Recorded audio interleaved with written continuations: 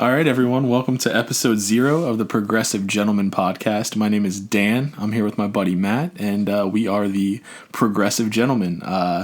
This podcast is mostly going to be, music-related, progressive metal, progressive rock, but we are also into a lot of other things, and we kind of want you to get to know us a little bit. So we're going to talk a little bit about ourselves, our music interests, favorite shows we've been to, and things like that. Matt, you want to start? Sure. Yeah. For me, it kind of started with the Pink Floyd and the Led Zeppelins. I grew up with my dad listening, my mom and dad both listening to it.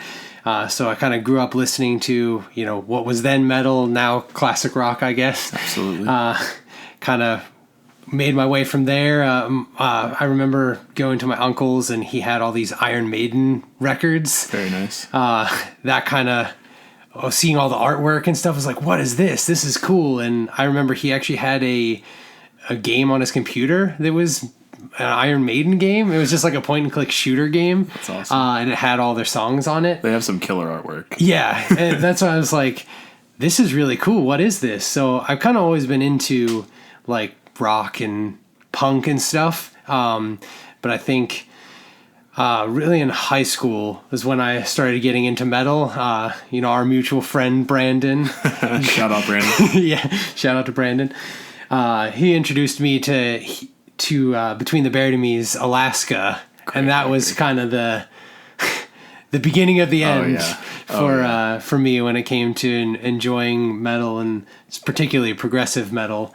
There was stuff along the way like Hybrid Theory from Linkin Park and We Are Not Alone. Yeah. Iconic record. Yeah. And We Are Not Alone by Breaking Benjamin. That was kind of like getting heavier before getting into Between the Buried and Me.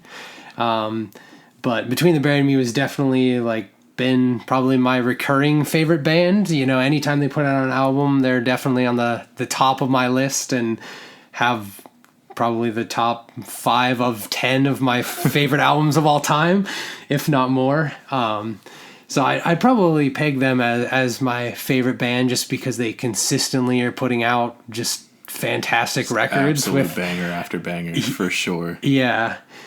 So, but some of my other favorite bands of late would be Vola. They're pretty awesome. Great band. Spirit Box, which I'm sure anyone who listens taking the world by storm right now. Spirit Box. Yeah, exactly. Yeah, they're getting big. But yeah, I love them. The Contortionist as well. They're still waiting on that new record, Contortionist. Let's go. Yeah, let's go. Put it out. I think just listening to those bands and getting into them, it's different than a lot of other music. I feel like you get into it more, and maybe it's just me. The way I vibe with music. It's more immersive. I feel like you sort of like escape into the music where it's not just your standard like 4/4 radio rock. You're listening to you have to pay attention to the music, and I think that sort of helps you dive more into it. So I totally agree. Yeah, and I think that's. Like that was kind of the start of me going to shows too, was like, I want to see these bands perform these crazy songs. And, I've been to many shows, but I think my favorite one was probably the one that we attended together, that Between the Buried and Me, Contortionist, Animals as Leaders tour. That one for the Coma Ecliptic album was pretty awesome. Strictly because Between the Buried and Me closed with Bohemian Rhapsody. Yeah, that was a pretty awesome show. Just the lineup is 3 of my favorite bands, and they all just are awesome performers, live and on record. That one was cool, and then us going together, it's like. An extra awesome moment, like getting to share it with friends, not just like going by myself or something. So that's probably my favorite show of all time. But there have been a ton of good ones, like absolutely the intervals, Cryptodira one we went to. Yeah, recent. Shout out Jurgles. Aaron Intervals, if you're listening to this right now, I know you're a big fan. Yeah, come back to Jericho's. Don't actually, but still come back to the area. Yeah, please come back to Pittsburgh. Yeah, that's a little bit about my background. So I don't know if you want to share some of your iconic albums, favorite bands. Sure, I can dive in. I don't know how much of an origin story you want about my music existence here, but I want your comic books origin story. I mean, I grew up, listening to, I feel like what everybody else did, listening to what your parents listened to, listening to what's around you, and I was fortunate, my dad listened to a lot of, similar stuff that you were saying, the Led Zeppelins, the Pink Floyd's, the Eagles was a big one. Queen was a big one. Rush was a big one. So I had a little bit of a early introduction to progressive music. Rush is a great one. Queen too, obviously. Absolutely. And from there sort of transitioned to, I feel like a lot of people had this phase, this sort of semi-emo phase in high school, listening to bands like AFI and My Chem and From First to Last and bands like that were heavy but like a little, I guess for lack of a better term, like whiny. But it just kind of hit at that age group, I suppose. I think the most important band to come out of that era for me would be Coheed and Cambria. I wouldn't consider them emo by any means. I know that's a whole discussion, and I don't want to start that, stir up that fan base. But that they're a progressive rock band to their core, and Good Apollo, the first Good Apollo record, is just the most pure version of progressive rock, in my opinion. That record is great from front to back. So yeah, that album is fantastic. That sort of got me into the progressive rock scene. I started listening to a little bit of heavier music. Shout out Brandon again. Alaska was a great record to sort of bring you into progressive metal. But also another one that was big for me was the Human Abstract's Nocturne record. Ooh, yeah. They were way ahead of their time with that record. I wish that they were still making music because they are just one of those bands that I can go back and listen to all the time. They could pull a Wolf Mother and just like re-release the album again. People be like, "Oh shit, it's new." I would be all for that, to be honest. Just anything that shows life from that band would be amazing. But from there, honestly, I didn't really dive further into progressive metal. I sort of went the deathcore route, like death metal, deathcore route. I was listening to a lot of Black Dahlia Murder. Yeah. Whitechapel was big for me at that point. And now, I guess in my older age, I've sort of gone away from that a little bit. I still, don't get me wrong, I still love to put, records like that, on every once in a while, but I've gotten a lot more into the progressive rock scene, Deer Hunter, Delta Sleep, one of my favorite bands right now. Still bumping Coheed and Cambria as well. Looking forward to their new record. But also the new stuff that Between the Buried and Me has been putting out. They don't miss. That new record, Colors 2, is fantastic. Yeah, I was nervous with a title like Colors 2. Like, that's a big... Yeah, those are some big shoes to fill right there. Yeah. And honestly, I felt like they did good. I mean, we'll talk about that in a different podcast for sure. But, not we could do a whole episode on Colors 2. I was going to say, not to foreshadow too much, but we'll definitely talk about that in the future. But yeah, I mean, bands like that, you mentioned Vola, that's a great band. I mean, I discovered them, I don't know, maybe like 5-6 years ago. And then to see them come out with, whenever they released Straight Lines as a single and like seeing the direction that they were going into, I was like, this is some good stuff.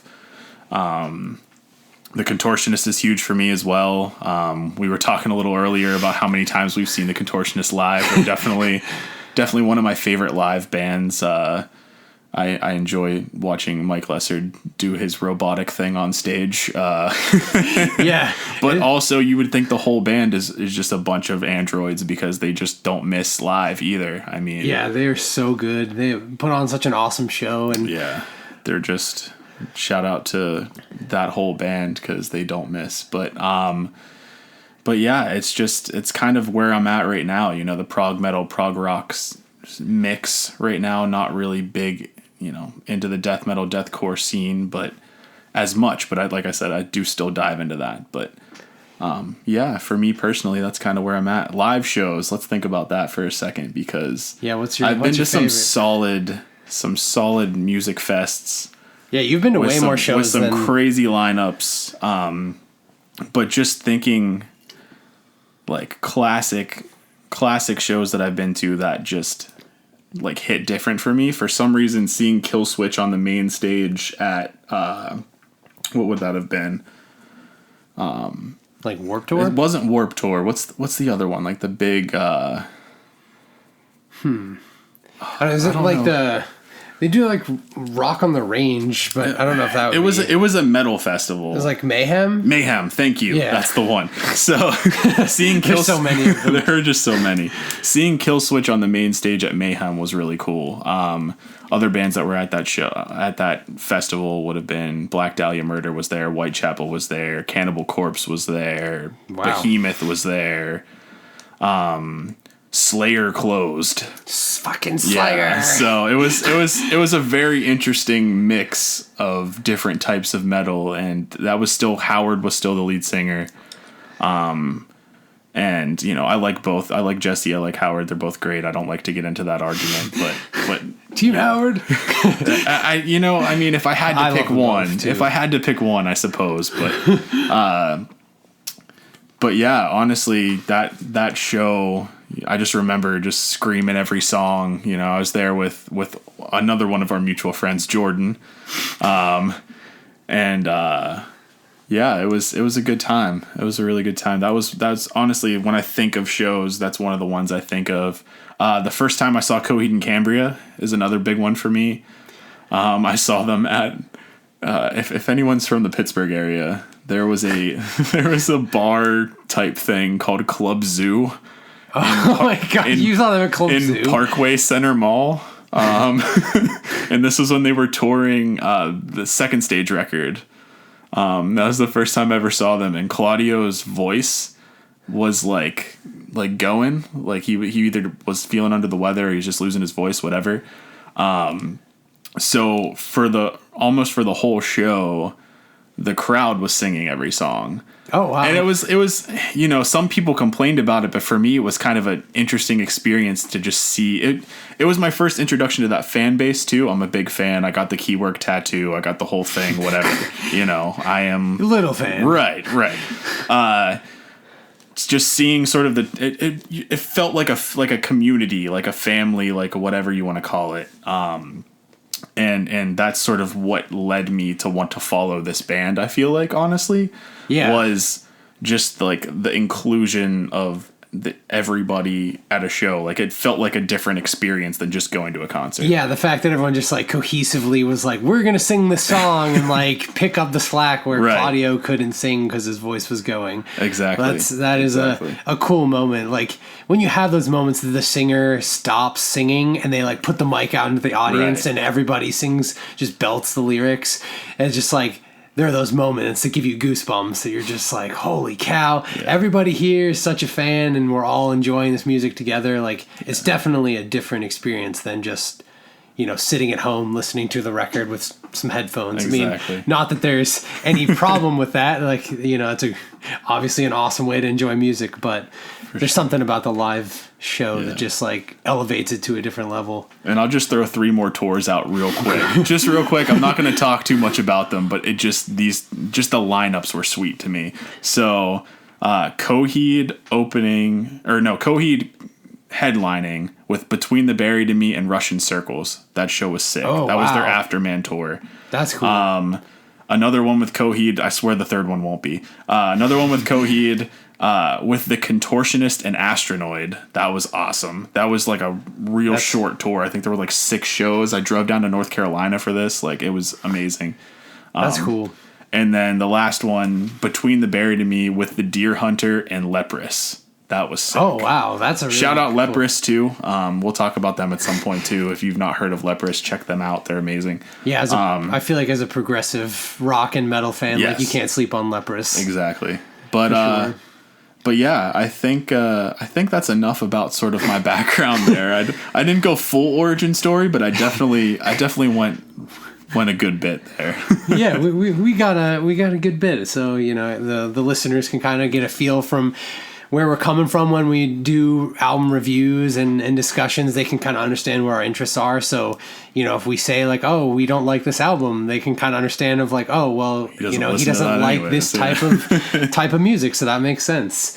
So yeah, definitely makes sense. But, we can talk a little bit about the kind of the future episodes that like kind of the planned format that we have, and it may change over time, based on feedback we get, or if we're able to make other things happen and stuff. But I guess tentatively, we want to start off by kind of doing some album reviews as they release, and then talk about live shows that we've encountered, and then also ones that are announced, kind of like hype level gauging, different tours and stuff like that as they get announced. Absolutely. Yeah, kind of get some awareness for people who listen, that they can keep an eye out, see if they're stopping in their town. For sure. And then if we are able to get some interviews, that would be cool, from musicians in progressive bands. Absolutely. Either in the area or famous touring ones, if we can manage. Wishful thinking there, but yeah. I know we have some local contacts for sure. I mean, some of the bands that are smaller, started from this area or neighboring states.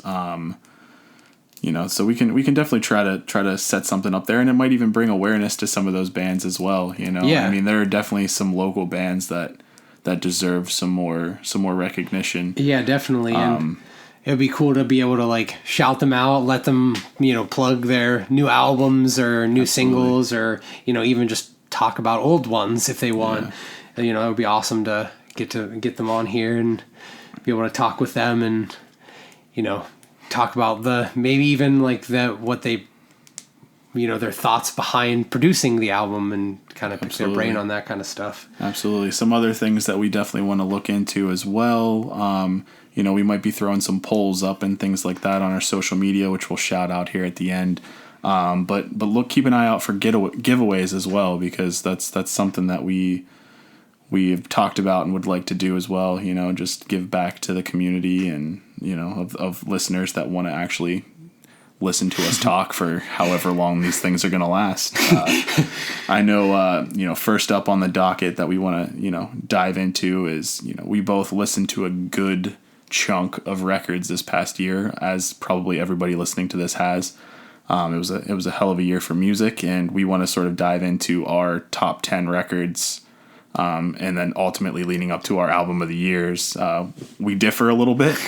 We'll talk about that, but I think that's going to be sort of the next content that we release, is just sort of breaking down our album of the year lists. And yeah, I think it's a good time with it being like coasting into New Year. Right. Like it's the perfect time to kind of do those reviews and kind of talk about our interests. And I know you said that they're very different, but we also have several that are kind of overlapping in our top 10s. So, we've got similar interests, but we'll see a few different bands between the two of us, and we can kind of discuss those. And yeah, absolutely. We didn't have any bands line up, in our 1 through 10, but there's definitely a lot of similar bands in in those top 10s. So it should be a nice discussion, and why we like certain bands, why we like certain records, what we liked about those albums. And we'd love to hear feedback from other people too.